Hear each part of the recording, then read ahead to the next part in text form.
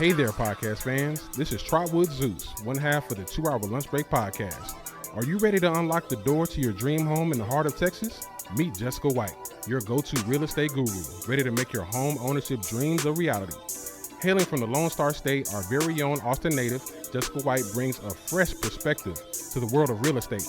With her deep-rooted understanding of the Austin Metroplex, Dallas, and Houston, Jessica's expertise will guide you every step of the way. But wait, there's more.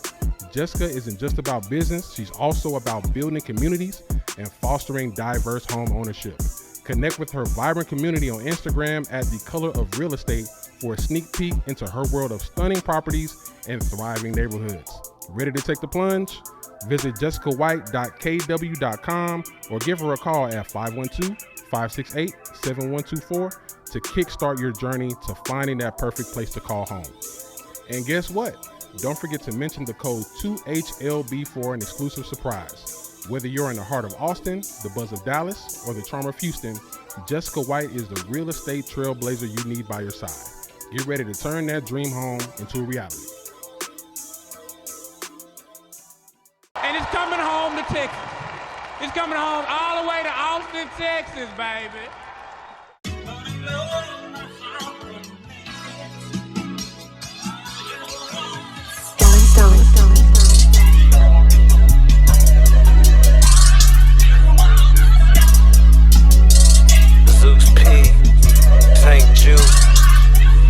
Yeah, and we back, and we back, and we back, yeah, yeah. Zeus P, St. Jude, coming to you live, you don't know what to do. Hey, take an hour break, better yet two. Tune in with ATX, best Zeus and St. Jude. They ain't playing with you fools, giving game how to move, trying out the best food, no, got the best shoes. Real world thoughts coming from some real men, big business, bigger pockets, even healthy children. I hit that 2 hour lunch break when I got a fun day. Got a flex for this shorty that should be on the runway. I be laughing at the football days of tight shins, fart bottles, even some healthy products for my skin. It's an all black affair, bring your white friend. Kick your feet up, roll something, let the light in. Man, it's the 2 hour lunch break, dog, I'm locked in. So turn your speakers up a notch and grab the white gin. And when I'm on the road to the office or the crib, it's Big Zeus, St. Jude, the ones I wanna hear. This is that 2 hour lunch break live from Lady Bird J Lake. Coming to you live, put it on for they city. This is that 2 hour lunch break live from Lady Bird J Lake. They got everything from the pretty, ugly, and gritty. This is that 2 hour lunch break live from Lady Bird J Lake. So tune in, my dog, you don't wanna miss nothing. This is that 2 hour lunch break, cause one is for pump face. Don't believe me, ask the city dog, I ain't bluffing. Yeah, Zeus P, St. Jude, O and me, cap status, same crew, different moves, bigger pay due. ATX, what up? Yeah. And we are back with another edition of Season 4 of the 2 Hour Lunch Break podcast, a podcast from Austin for Austin. As you can see, we're back here at home base Dallas Studios. I am Saint, one half of the 2 Hour Lunch Break podcast, and I got my co-host, Trotwood Zeus. And we got a special guest, y'all. We got him. We finally got him. He's the treasurer and parliamentarian of 100 Black Men of Austin, an active member of Mos Cultura, a U.S. Army veteran, and supporter of several other entities, black-oriented and non-profit initiatives here in Austin, Texas. We've got Marvis, the Middleman Dixon, in the building. How you doing, boss? Hey, what's up, man? Good. How are y'all? Doing well. Good, man. We appreciate you, pulling up on us out of your busy schedule. I know we had to make some things Long time.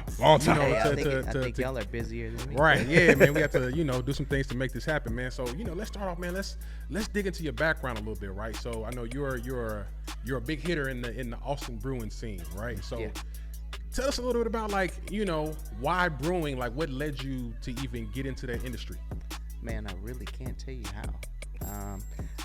I just reached a call from a brewery that needed some help, and then I kind of started. I was a customer more, right?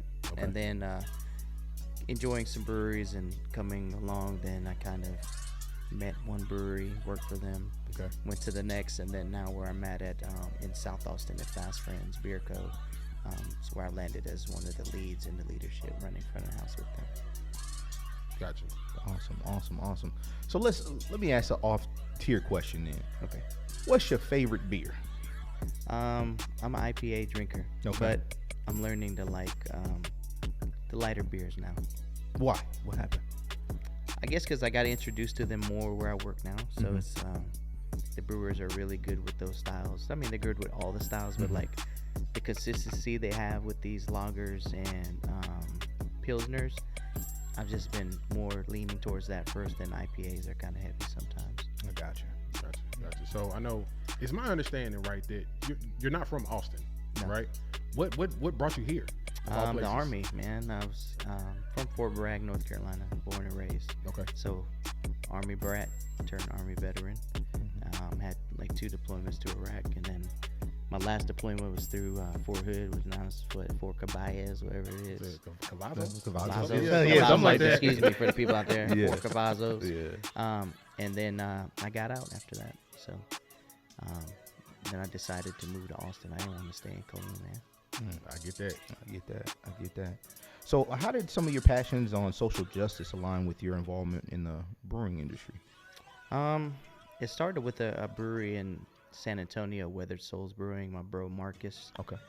Baskerville. Shout out to Marcus that started the Black is Beautiful initiative. So pretty much after George Floyd got murdered, he came up with this initiative to amplify what was going on, and he's been very successful with that initiative. So I was the front runner here in Austin with helping him promote that here in Austin.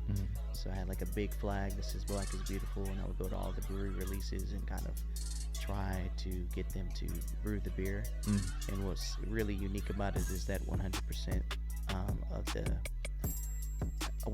of the proceeds went to any nonprofit dealing with social injustice. So I know some donations went to Austin Justice Coalition, some donations Austin Urban League, DAWA. There's so many more. There's an abundance of them, right? But that was the initiative and the goal for that, and he's on like volume 2 now of that. So it was a stout originally, now it's an IPA, hazy IPA actually. Nice. Gotcha. So I know, doing some research, right, before we got started, I know building bridges seems to be like a major part of, of the work that you do, right? So tell us a little bit about like how you leverage some of the relationships that you've built over time in the industry to impact the industry, for Black people in the community. I think it's just being yourself and being genuine, in that BIPOC community too. I'm Afro-Latino, so my mom's Panamanian, my dad's Black. Okay. And so a lot of times when I'm talking to a lot of people about doing collaborations and stuff, I just talk about like how we need to all be together, because my parents never taught me color. It was more or less like being good to people and taking in the good from other people genuinely. So I just try my best to think about, some things my dad say, like, the color of your skin might matter later. And, then joining the Army always seemed was like green, But then also, looking back, it still was that, mentality of separation of different races, So I just try my best to be front and forward of myself and give the people, my attention that really want to collaborate or want to sponsor something or support something. And if they don't fit, they don't fit. Or I'll find them somewhere else that they can fit. He's the middleman for right, sure. Yeah. I love it. So you talked about the collaboration with Black is Beautiful. Yeah. I want to hear a success story about that. Tell me a collaboration, whether it be Black is Beautiful, Building Bridges, so on and so forth, that you've personally encountered that you were like, hey, this was a complete success in my eyes. I mean, I always will say the Black is Beautiful initiative was a complete success. Even that's what got me to do and amplify the work that I've been doing in the community. But I think the successfulness is the relationships that I've built with everybody that I've collabed with. I've done the Black is Beautiful collaboration, but also I've done my collaboration with Shannon Harris, the brew brother that's here in Austin, that's with Urban Jungle Brewing, which hopes to be real soon the first only black-owned brewery in Austin. So we've been successful with that certain collaboration because it's supporting the BIPOC community, it's introducing people into craft beer. And so every one of those collabs we've sold out every time we released it, you know, or it's been a beer that people are like, you need to bring this back, you know. So for me, Black is Beautiful will always be number one, and then getting an award for, you know, being an ambassador of craft in the brewing industry is great. But more or less just the success stories of helping others, I think, is the biggest thing. A lot of people, I feel, don't take the time to like really realize the work that you do. So I kind of sit back, you know, like the accolades are cool, right? But can't take them with you when you ain't here. Right. So that's my biggest thing. Is just success of seeing other people happy is the goal, honestly, and that's what makes me happy to see. Gotcha. So let's take a step back a little bit, right? So I know you were just talking about it a second ago. I know you got the 2022 Ambassador of Craft Award, right, for your involvement with the Black is Beautiful campaign, right? So if you can, tell us a little bit about like how winning that award, like what was that experience like, and how was that impacted your work going forward? Well, it was very humbling. It was surprising because I didn't know. I knew at the time they were like, "Hey, we want you to be at this thing," and I was just like, "Okay, it's a Texas Craft Brewers Guild Awards. This is gonna be fun, you know." And when my bro Marcus was getting up there, and they were, you know, I was like, "What's going on?" And he started. I had happened to get a text from like my mom or dad, and I hear him say my name, and then my picture went on the screen, and I was just kind of blown away, you know, because I've noticed that I've done a lot of work, but sometimes you miss things, right? And I know that I wasn't doing the work for the awards.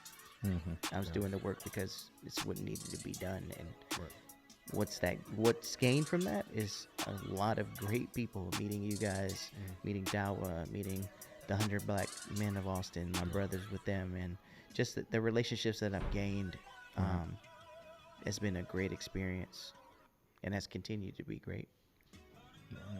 Man, that's beautiful. So when you receive that award and that recognition, how does that help you with the overall influence, you know, within your craft? I mean, getting that award, right, is a recognition in and of itself, right? But how does that help you when you walk into the room and say, "Hey, look, I'm," you know, and they already know, "Oh, wait, you won 2022 craft." Right, got a big name. Yeah, right. Big step up in here. How does that influence? I don't think that I've walked in with that mentality. I'm a stepper, you know. I think my work shows that. Yes.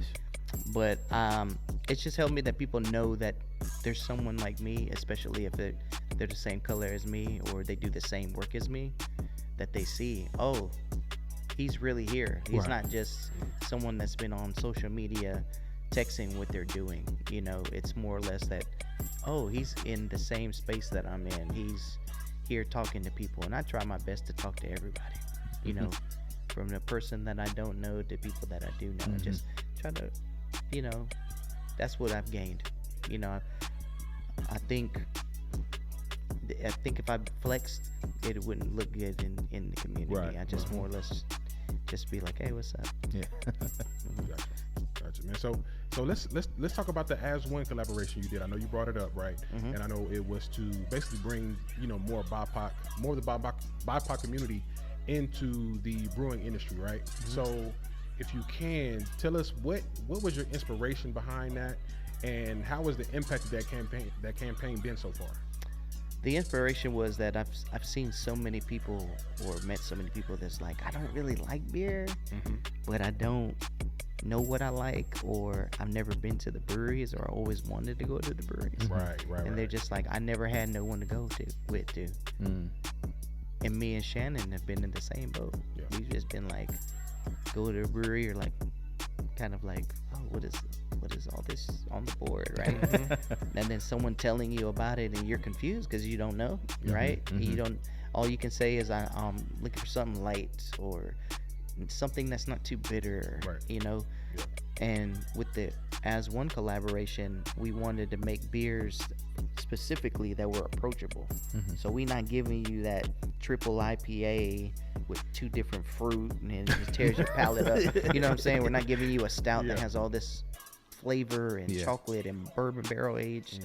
We just wanted to give you a beer that you can try the style, like a hazy pale ale, but it wasn't really hazy. We give you more of that fruit forward. Or we did like a winter warmer. Okay. And the winter warmer was like just enough that you could taste like the orange. Yeah. And like the molasses of the sweetness. Okay. So what we've gained from that is that more people that we know personally and their friends, you start seeing them out. Like, hell yeah, we at this brewery. I see them post all the time. Like, we went to this brewery, went to this distillery. You know, because our spaces need more of that in the beer industry in Austin. We need more people. You know, that BIPOC community in the spaces. You know what I mean? Yeah. That leads me to a question, because I know you just said you and Shannon as well have kind of been into a brewery and been like, I don't know what to pick.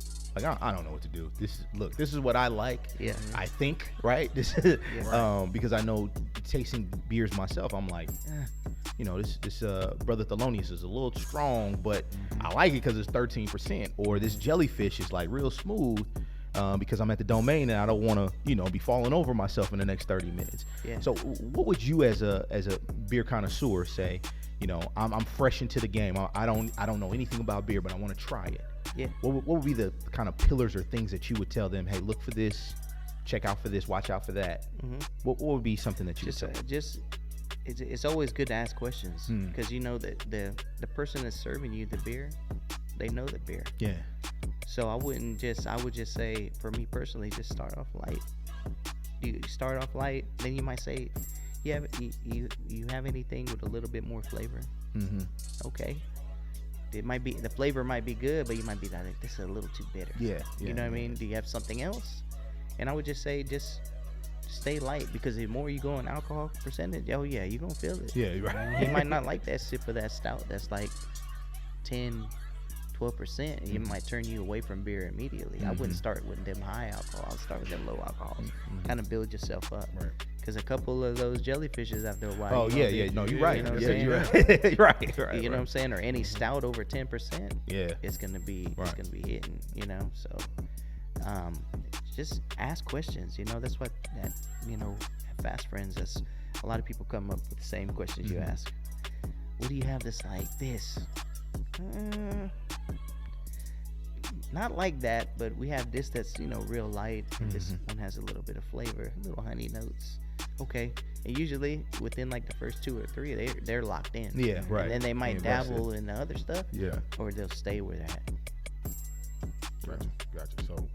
So man, let's take a side step a little bit, right? So I know you had mentioned previously that you actually had a beer named after you, right? So congrats on that, right? Thanks. So I think it's, if I remember correctly, it's a collaboration that you did with like Hodge Brewery, right?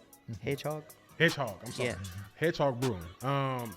So talk a little bit about like the inspiration behind them naming that that specific beer after you, and what that means to you as a like a heavy hitter in the industry to have that type of recognition.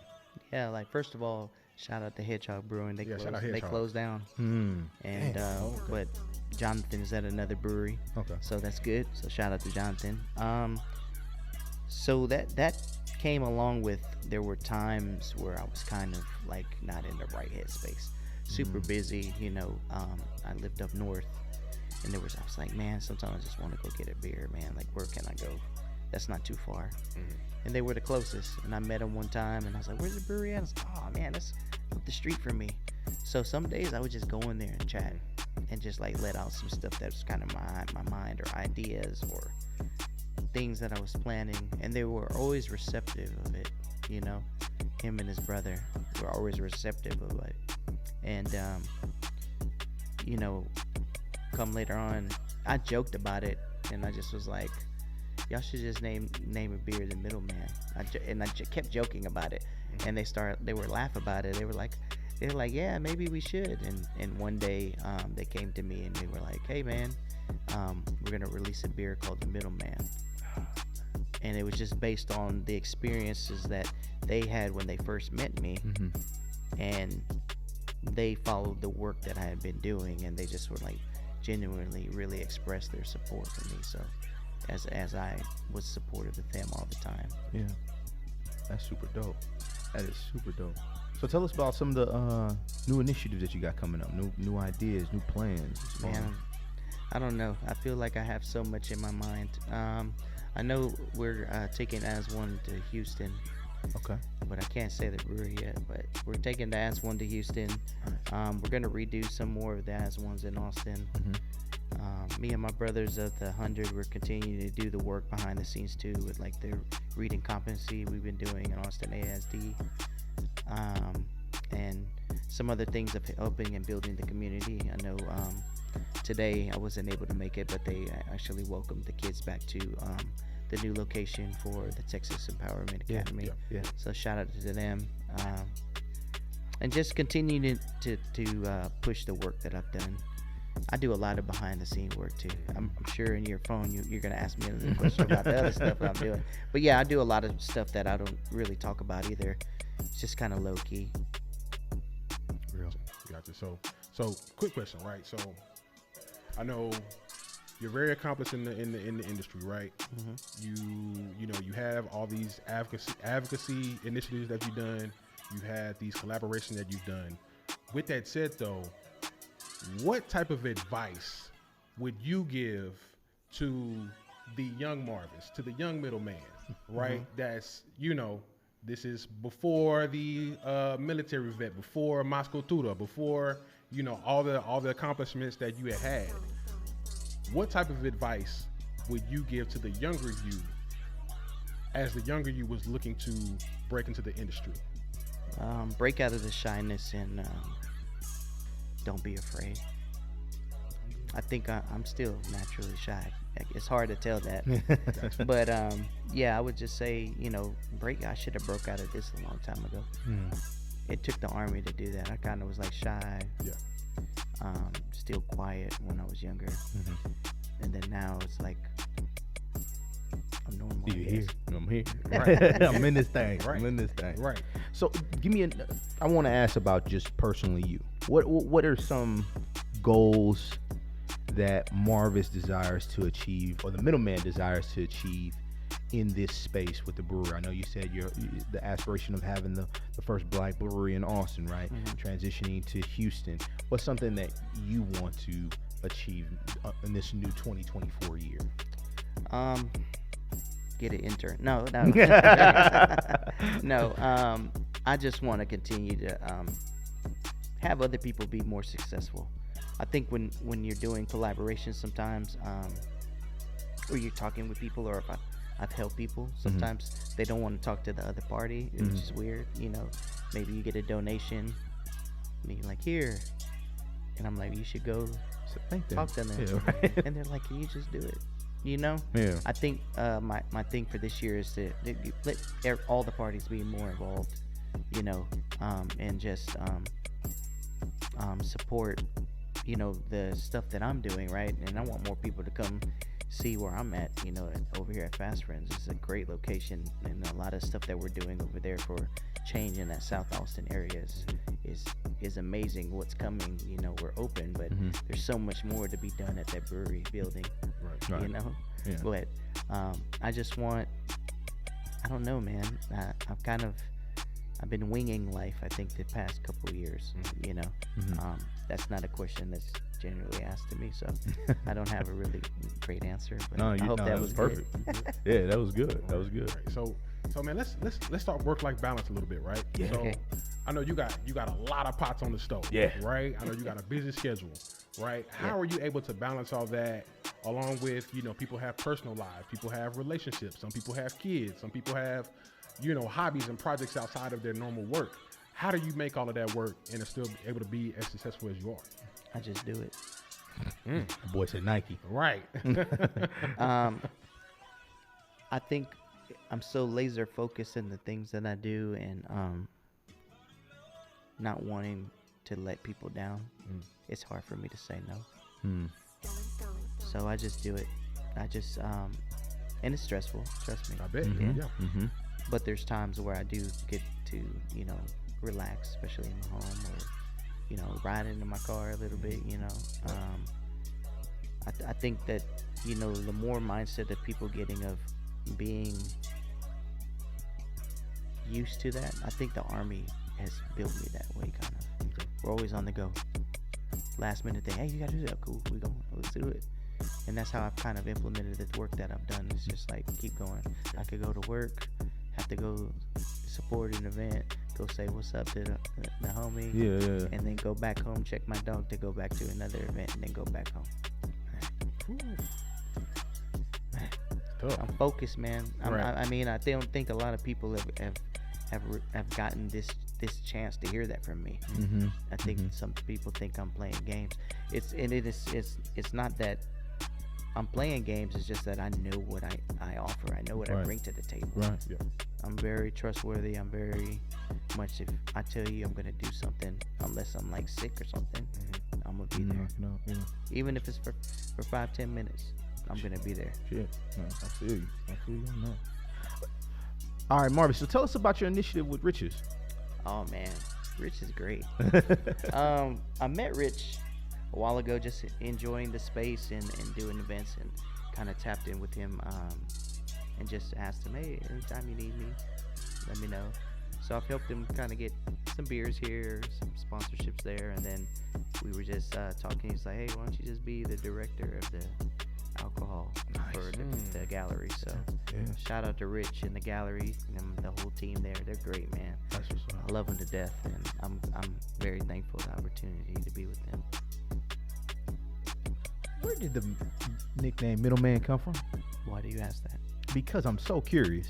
Because you know how people give, people dub nicknames, right? You don't never like, oh, I'm gonna call myself this. Right. Right. Like Zeus's nickname, how he got it was very, very interesting. Myself too. Well, my middle name, my full last name is Saint Julian, so they just cut it Saint. So how'd you get your nickname? Just by being the connector. And I know some people say the middleman's bad, but I'm actually a good middleman. I've just was the connector. I've always been the connector. Even I got named that when the Black is Beautiful initiative started. So I kind of was like Marvis, and I was like, okay, yeah, that's cool. And then I was just like, well, I'm kind of like the middleman. And then my bro was like, there it is, Marvis the middleman. There it is. And ran with it. Yeah. So I think I don't know what else I would have been called. So yeah, that's not a great story, but I've just been the connector of things. I think that's what really matters. No, I get it, because the connector doesn't sound like it doesn't hit. Right. Yeah, it doesn't. Marvis the connector. Yeah, right. Right. We don't like that one. So you got a superhero there. Yeah. They do, right? Yeah. Man, so let's do a change of pace, right? So let's go ahead and let's hit our this or that segment, right? So we're gonna hit you with a few this or that questions, a few rapid fire, and see what your responses are. It sounds like a job interview. Right. Hey. Put on your suit and tie. Yeah, put your suit and tie. All right, let's go. So you got it? Yeah. So hops or malt? Hops. Okay. Let's go craft beer or cider. Craft beer. Okay. Collaboration brews or solo projects? Both. Okay. Hit us with a curveball. Right. Okay. Traditional style or experimental brews? Damn. We got him. We got one. I'll go experimental. Okay. Experimental. Okay. Brewery tap room or beer festival? Both. I love both aspects of those. Yeah. Gotcha. Okay, let's go. Summer IPAs or winter stouts? Damn it. There we go. Summer IPAs. Might got one. Summer. Okay. Summertime. Okay. They gonna be mad at me for that. Okay. Local ingredients or global favorites? Local. Okay. Last one. Let's go. Virtual beer tasting or in-person brewery visits? In person. Nice. I feel like virtual can kind of be weird. Yeah. Well, in COVID days. Now. Right. Yeah. COVID. But Yeah. now we need you to come. Gotcha. You said show your face. Right. Yeah. So, man, you've hung out with us. You've got to experience what we're all about, man. And as we talked about before, give us somebody that you think would be a good guest for the show. But before you answer, it's got to be somebody that you can connect us with right in your phone and say, hey, look, hung out with 2 Hour Podcast, and they're dope. You need to come fellowship and talk and tell your story. Who do you think that would be for you? I got 3. Go for it. Hey, all right, name all 3. Yeah, we want to hear 'em. Take as many as you got. Okay, so I will go with my boy Ray with My Soul to Keep. Shout out to Ray. Shout out to Ray. My boy Laced from Laced and Found. Shout out to Ray. Okay. And Shannon Harris, the Brew Brother, with Urban Jungle. Shout out to Brewing. Shannon. Bet. We'll be tapping in with y'all. Tap in We with will us. tap in. Okay. That's all I was gonna say, man. Before we wrap up, man, let's plug your social media handles. Where can everybody find you? It will be the Middleman the Middleman _ATX on Instagram. That's all I got. So that's all you. That's That's all all y'all I need. got. I got on Right, Facebook right. a while ago. Yeah. All right, man. So that wraps up, man, this edition of the 2 Hour Lunch Break Podcast. Let's say once again, man, shout out to the homie Marvis, the middleman, for pulling Sir, up on yes, us, sir. taking time out of his busy schedule. To tap in with us. Shout out production behind the boards, man. Cafe Yodo. Shout out to our home studio, Dawa Studios in East Austin, Texas. You can find all episodes of the 2 Hour Lunch Break on YouTube, Spotify, All social. all streaming platforms. You can find us on social media at X at 2HLB Pod, and Instagram, 2 Hour Lunch. Did I get those? No, you got them right. You got them Okay, right. all right. Thank you for tuning in. We out. All right. He's like, I was like, on break. Did I mix it? There we go. That's what happens when you take a 2-week break. right. Yeah, have to knock that rust off. And it's coming home to Texas. It's coming home all the way to Austin, Texas, baby.